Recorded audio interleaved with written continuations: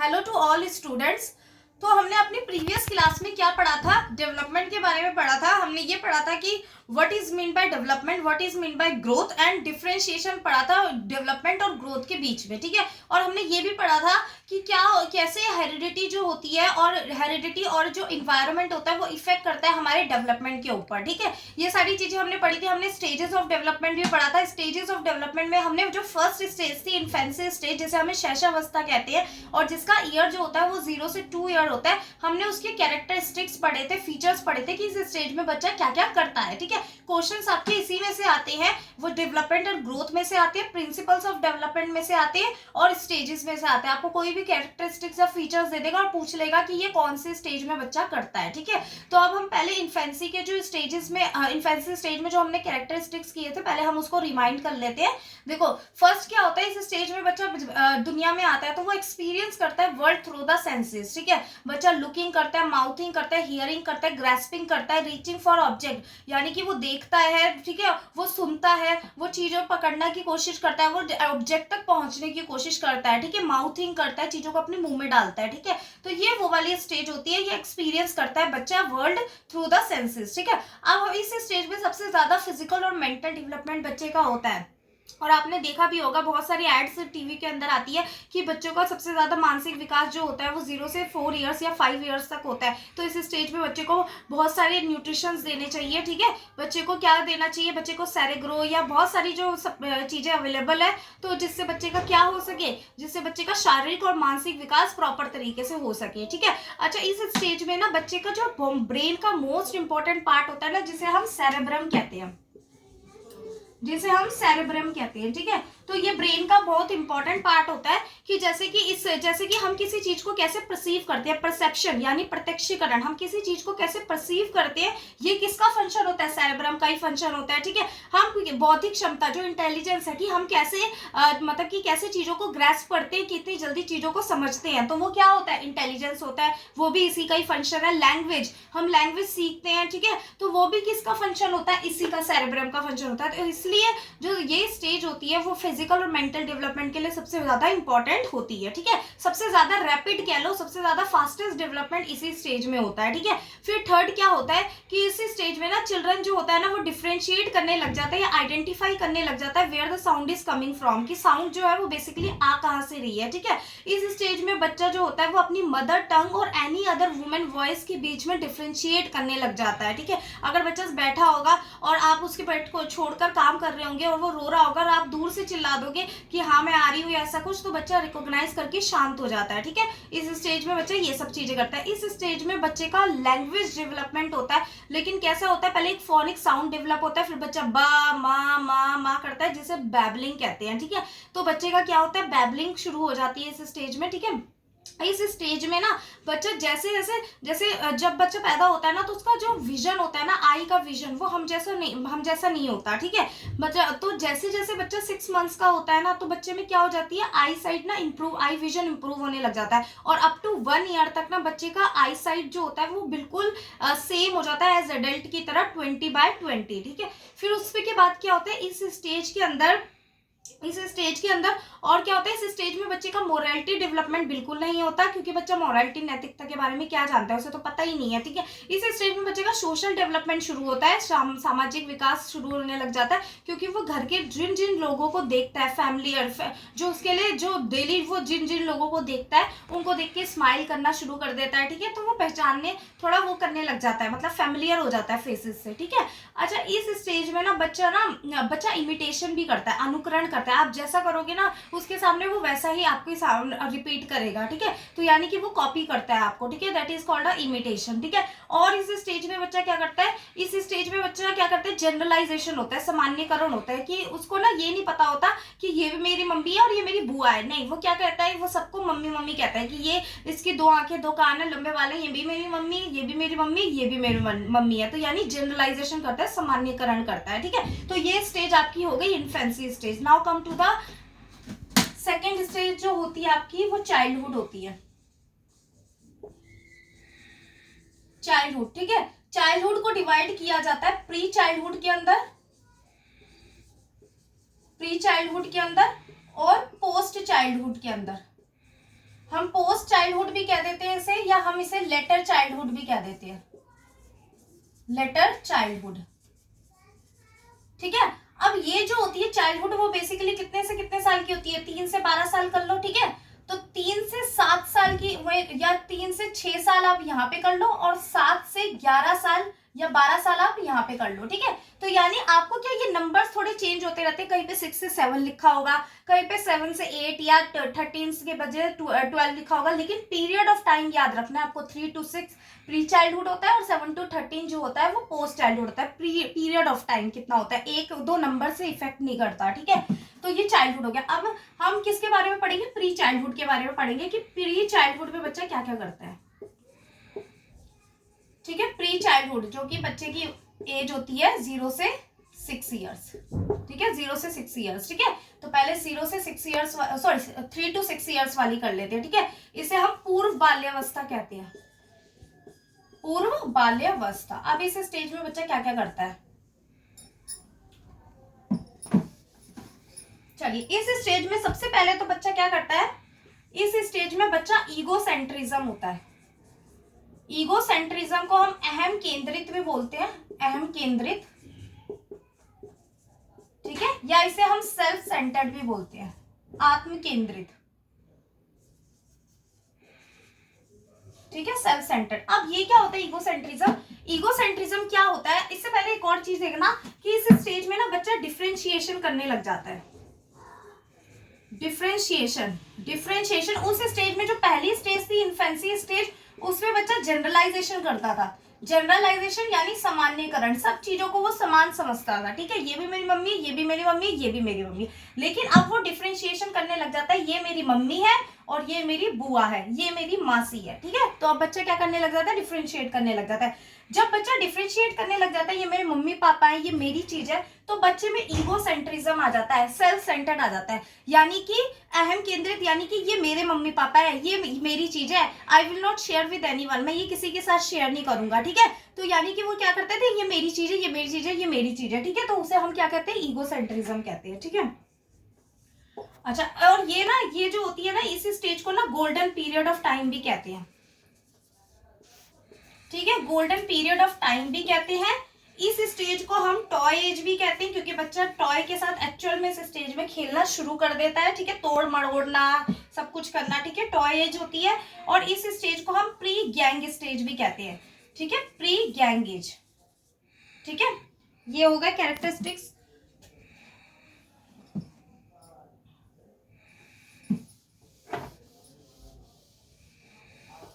ठीक है, pre gang as भी कहते हैं। ठीक है, और इस स्टेज को हम और क्या कह सकते हैं, इसे प्री प्राइमरी एज भी कहते हैं। प्री प्राइमरी एज इसलिए कहते हैं क्योंकि इस स्टेज में बच्चा एलकेजी यूकेजी में जाता है। ठीक है, इसलिए प्ले स्कूल में जाता है, एलकेजी यूकेजी में जाता है। ठीक है, अब इस स्टेज में आपने देखा होगा बच्चा ना बहुत ज्यादा क्वेश्चंस पुट अप करता है कि ये पंखा क्यों चलता है, ट्रीज ग्रो कैसे होते हैं, इस आसमान जो होता है why is the sky blue.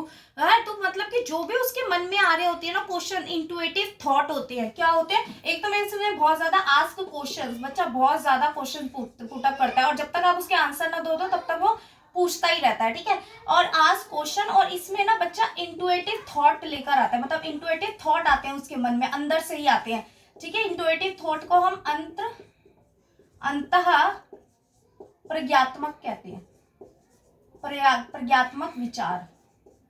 ठीक है, अंतः प्रज्ञात्मक विचार। ठीक है, तो यानी इंटुइटिव थॉट बच्चे के अंदर से आते हैं कि भाई ये स्काई ब्लू क्यों होता है, ट्रीज ग्रो क्यों होते हैं, ये पंखा चलता क्यों है, कैसे चलता है। ठीक है, तो ये सारे ना थॉट्स बच्चे के दिमाग में आते रहते हैं, तो इसे इंटुइटिव थॉट्स कहते हैं। ठीक है, अब इस स्टेज में एक और चीज होती है कि ना, अब इस स्टेज में ना बच्चे की जो पहली वाली स्टेज थी इन्फेंसी, उसमें तो पता ही नहीं था नैतिकता क्या होती है।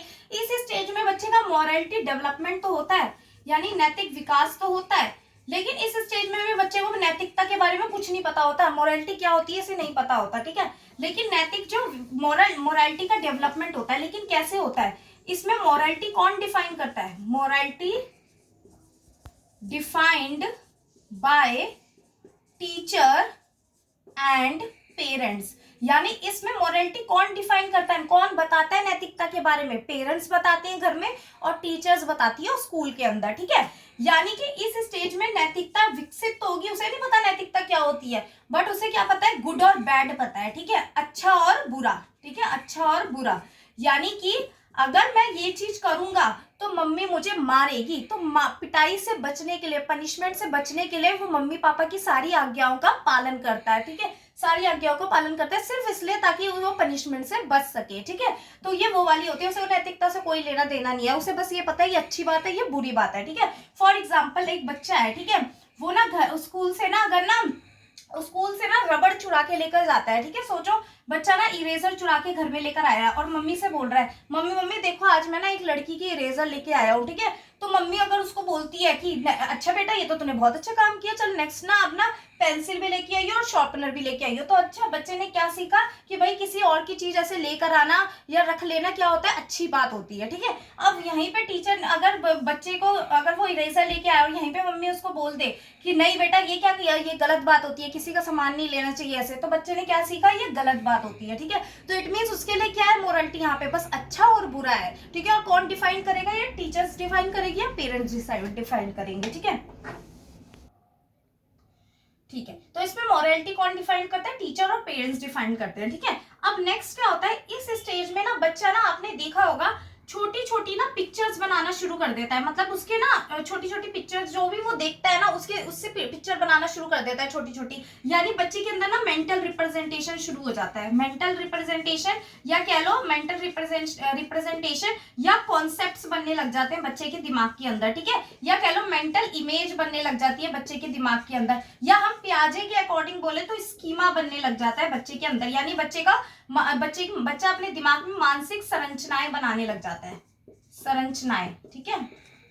यानी कि इसके क्या होता है, आप अगर टीचर बताती है ना कि ए फॉर क्या होता है, एप्पल बना के दिखाती है कि ए फॉर क्या होता है, एप्पल होता है, ठीक है। तो अब बच्चा क्या करता है, इस ए को एसोसिएट करके यानी जोड़कर बताती है कि ए फॉर एप्पल होता है, ए भी दिखाती है लेटर, उसके साथ क्या फिगर पिक्चर दिखाती है। तो यानी अब बच्चा ए की इमेज भी अपने दिमाग में बना लेता है, यानी उसका कॉग्निटिव स्ट्रक्चर यानी मेंटल इमेज अपने दिमाग में बना लेता है, ठीक है। और एप्पल की भी मेंटल इमेज क्या कर लेता है, अपने दिमाग में बना लेता है, ठीक है। तो इट मीन्स अब आप देखते होंगे इस स्टेज पे बच्चा क्या करता है कि ना जैसे छोटे छोटे हाउस बनाना शुरू कर देता है, ठीक है, हाउस बनाना शुरू कर देता है, ट्रीज बनाना शुरू कर देता है, स्काई बनाना शुरू कर देता है, ठीक है, एप्पल बनाना शुरू कर देता है। क्यों, क्योंकि इस स्टेज में बच्चा ना जो चीजें देखता है ना वो उसका रिप्रेजेंटेशन, उसका कॉन्सेप्ट या उसकी मेंटल इमेज अपने दिमाग में बना लेता है। इसलिए तो टीचर क्या करती है, जो भी अल्फाबेट पढ़ाती है उससे रिलेटेड पिक्चर बच्चे को दिखाती है, ठीक है। तो इससे क्या करता है बच्चा, उसकी इमेज अपने दिमाग में बना लेता है, ठीक है। तो ये हो गया, ठीक है, मेंटल इमेज ये सब बनाना, ठीक है। चलो फिर जो नेक्स्ट स्टेज होती है ना आपकी, अब हमने प्री चाइल्डहुड पढ़ ली, ठीक है, अब आएगी आपकी पोस्ट चाइल्डहुड, ठीक है, पोस्ट चाइल्डहुड, ठीक है। अब पोस्ट चाइल्डहुड के अंदर क्या होता है, उत्तर बाल्यावस्था, उत्तर बाल्यावस्था, ठीक है। अब इसमें बच्चा क्या होता है, ये कौन सी 7 से 12 वर्ष ले लो, ठीक है, ये वो वाली स्टेज होती है, ठीक है। अब इस एज में क्या होता है कि पहले तो वो जो ईगो सेंट्रिज्म था ना, सेल्फ सेंटर्ड बच्चा जो प्री चाइल्डहुड के अंदर था, अब वो खत्म हो जाता है, ठीक है। यानी ईगो सेंट्रिज्म और सेल्फ सेंटर्ड क्या होता है, बच्चे का फिनिश हो जाता है। एंड सेल्फ सेंटर्ड क्या होता है, जो आत्म केंद्रित बच्चा होता है वो चीज फिनिश हो जाती है, ठीक है। अब बच्चे की अगर ये चीज फिनिश हो जाती है तो अब बच्चे में क्या हो जाता है, शेयरिंग एबिलिटी आ जाती है। भाई पहले वो अपनी चीजों को किसी के साथ शेयर नहीं करता था, अब वो अपनी चीजें दूसरों के साथ शेयर करना शुरू कर देता है, ठीक है। अब इस स्टेज में ना बच्चा ना दूसरों की हेल्प करना भी शुरू कर देता है, ठीक है, दूसरों की क्या करता है, हेल्प करना भी शुरू कर देता है, ठीक है। अब इस स्टेज में ना, अब मैं कहूँ ना तो बच्चे की जो एक्चुअल मोरालिटी डेवलप होती है ना, इसमें मोरालिटी डेवलप होती है, ठीक है, मोरालिटी डेवलप होती है कैसे, राइट और रॉन्ग, राइट और रॉन्ग, क्या सही है और क्या गलत है। यानी कि इसमें मोरालिटी कौन डिफाइन करता है, जो पिछले वाली थी उसमें मोरालिटी कौन डिफाइन करता है, टीचर्स और पेरेंट्स करते थे। इसमें मोरालिटी कौन डिफाइन करेगा, मोरालिटी डिफाइंड बाय सोसाइटी।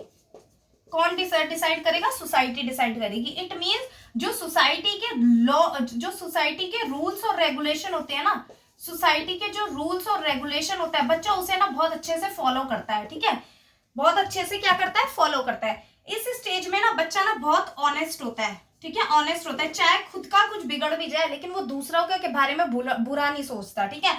इस स्टेज में ना अगर बच्चा किसी के साथ बुरा भी करता है ना तो वो उसमें क्या होती है, गिल्टी होती है, उसके अंदर गिल्ट की भावना आती है कि मैंने उसके साथ गलत किया, ठीक है। तो मैं कहूँ तो एक्चुअल मोरालिटी जो बच्चे की डेवलप होती है ना वो इस स्टेज में होती है, ठीक है, कि इस स्टेज में बच्चा कोई भी गलत काम नहीं करता, उसे पता है अगर वो गाली देगा ना तो सामने वाली आंटी उसे बहुत बुरा बुरा बोलेगी, मतलब कहेगी गंदा लड़का है, गंदा लड़का है। तो यानी इस स्टेज में ना बच्चा ना हमेशा जो काम करता है ना वो गुड बॉय और गुड गर्ल के लिए करता है, ताकि उसे जो सब क्या बोले, गुड बॉय बोले और गुड गर्ल बोले, ठीक है। इस स्टेज में अगर सामने वाली आंटी अगर दूध भी मंगवा रही होगी ना तो फटाफट बच्चा जो होगा ना फटाफट दौड़ा दौड़ा भागा भागा जाएगा और दूध लेकर आ जाएगा, ठीक है। तो ये वो वाली स्टेज होती है, ठीक है। और इस स्टेज में क्या होता है, इस स्टेज में जो प्रीवियस स्टेज थी उसमें क्या होती है, बच्चे के इंटुइटिव थॉट्स होते थे, मतलब बच्चे के अंदर से जो आने वाले विचार होते थे, बहुत सारे क्वेश्चन पुट अप करता था और वो दूसरों से पूछता था। अब वो इंटुइटिव थॉट जो होते हैं ना वो लॉजिकल थिंकिंग में कन्वर्ट हो जाते हैं, किसमें, लॉजिकल थिंकिंग में। यानी अब बच्चा तर्क वितर्क कर सकता है, ठीक है, तर्क वितर्क कर सकता है, यानी मतलब लॉजिकल थिंकिंग कर सकता है, लेकिन सिर्फ उन चीजों के बारे में लॉजिकल थिंकिंग कर सकता है about concrete things, concrete things, concrete things यानी मूर्त वस्तुएं, मूर्त वस्तुएं, ठीक है, कॉन्क्रीट थिंग्स या रियल ऑब्जेक्ट, ठीक है, कॉन्क्रीट थिंग्स और रियल ऑब्जेक्ट, ठीक है। यानी कि इस स्टेज में बच्चा जो होता है वो कॉन्क्रीट थिंग्स और रियल ऑब्जेक्ट, लॉजिकल थिंकिंग तो करेगा, तर्क वितर्क तो करेगा, लेकिन उन चीजों के बारे में करेगा जिन्हें वो अपने एटमॉस्फेयर में देख सकता है, अपने इन्वायरमेंट में देख सकता है। कॉन्क्रीट चीज वो होती है जो मूर्त होती है, जो रियल होती है, जो हम अपने एनवायरमेंट में देख सकते हैं, ठीक है। जैसे अब ये पंखा क्यों चलता है, अब वो आपसे नहीं पूछेगा, वो खुद ये तर्क वितर्क करेगा कि क्यों चलता है, क्यों चलता है, क्यों चलता है। यानी इस स्टेज में बच्चा क्या करता है, खुद से तर्क वितर्क करता है उन चीजों के बारे में जो वो देख सकता है, ठीक है।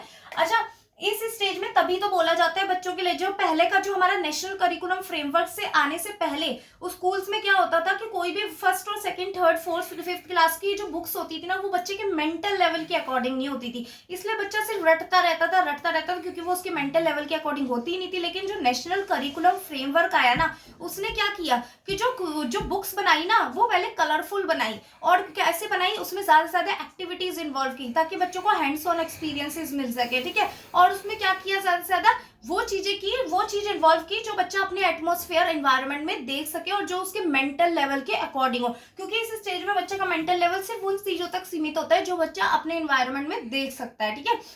इसलिए टीचर जब होती है ना, जो आपने देखा होगा हमने भी वो टॉपिक किया था सीड जर्मिनेशन, जब बीजों को अंकुरित करने वाली एक्टिविटीज होती है तो उसमें टीचर क्या कहती है कि भाई ओवरनाइट आप अपने बीज को जो है वो मतलब भिगो के रखना और गीले कपड़े से उसे बांध के रखना और सुबह सुबह आके उसमें चेंजेस देखना कि कैसे कैसे चेंजेस आते हैं, ठीक है, और सब लेकर आएंगे कि उन्होंने कैसे ये एक्टिविटीज की, ठीक है। तो यानी बच्चों को क्या सिखाया टीचर ने, वो हैंड्स ऑन एक्सपीरियंस दिया, बच्चा रियलिटी में जाए देखेगा कि भैया कैसे बीज अंकुरित होते हैं, ओवरनाइट उसे रखा जाता है, फिर उसमें क्या क्या चेंजेस आते हैं। तो बच्चे ने ये क्या किया, खुद हैंड्स ऑन एक्सपीरियंसेस लिया, ठीक है। तो यानी ये वही स्टेज होती है, इसलिए बोला जाता है। अब ये अगर ये टीचर ये बोल देती कि सीड जर्मिनेशन है, आप ऐसे ऐसे कर लेना, घर में भिगो के रखना और देखना ऐसा ऐसा हो जाएगा, तो बच्चे वो इमेजिनेशन नहीं कर पाते, जो कि वो आपने उनको बोला कि भैया आप करके लेकर आएंगे कल प्रॉपर तरीके से और कल मुझे आके दिखाएंगे, ओवरनाइट भिगो के रखेंगे और उसे सूती कपड़े से गीला करके बांधेंगे और फिर उसको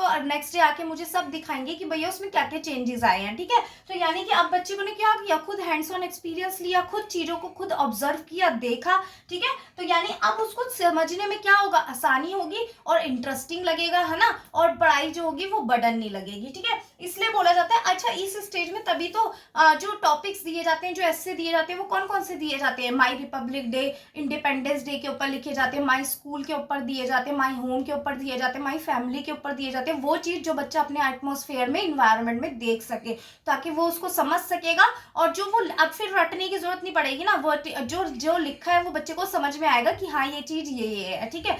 अच्छा, लेकिन ये याद रखना कि इस स्टेज में ना बच्चे की ना लिखने की क्षमता होती है ना, खुद से प्रोड्यूस करना, खुद से लिखने की क्षमता जो होती है बच्चे में कि कुछ भी बना बना के लिखने लग, वो इसमें इस स्टेज में डेवलप नहीं होती। इस स्टेज में बच्चा वही सब चीज़ें मतलब समझ सकता है, वही सब चीज़ें मतलब कि लिखेगा जो जो चीज़ बच्चा ने समझी होगी और बच्चे ने एक बार लर्न की होगी, तो ही बच्चा वो चीज़ें लिख सकता है। इस स्टेज में बच्चे की वो स्किल्स नहीं डेवलप होती कि बच्चा को अगर टॉपिक दे दो तो बच्चा खुद बना बना के लिखने लग जाएगा, ऐसा नहीं होता। ठीक है, तो ये आपकी पोस्ट चाइल्डहुड स्टेज होती है। ठीक है, सो अब ये वाली स्टेजेस हो गई, जो आपकी पोस्ट चाइल्डहुड, सारी स्टेजेस आपकी कंप्लीट हो गई। जो कि अब नेक्स्ट स्टेज जो होगी वो एडोलसेंस होगी। तो हम जो नेक्स्ट क्लास में करवाएंगे वो एडोलसेंस स्टेज करवाएंगे। ठीक है, एडोलसेंस के बाद आपकी जो एडोलसेंस के बाद हम पियाजे की थ्योरी शुरू करेंगे। ठीक है, और पियाजे की थ्योरी जितनी हो सकेगी, स्कीमा, स्कीम्स, एसिमिलेशन, एकोमोडेशन पढ़ेंगे। ठीक है, और इक्विलिब्रियम पढ़ेंगे। ठीक है, तो वो भी हम नेक्स्ट क्लास में तक कवर करेंगे।